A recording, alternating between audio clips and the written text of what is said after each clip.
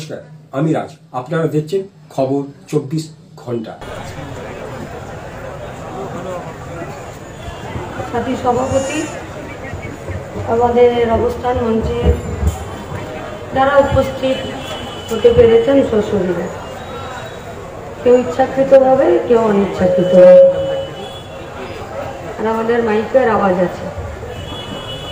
এই একদিনের অবস্থান মঞ্চে আমরা নিজেরাই নিজেদেরকে আগে সমালোচিত করছি এবং গালি দিচ্ছি।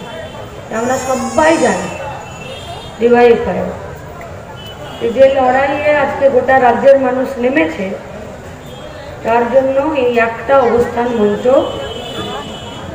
এনফ নয়। তাহলে আমরা এই অবস্থান মঞ্চ করলাম কেন, বা আমরা জেলায় জেলায় এগুলোকে করছি কেন? আমাদের এই অবস্থান মঞ্চগুলো করার একটাই উদ্দেশ্য,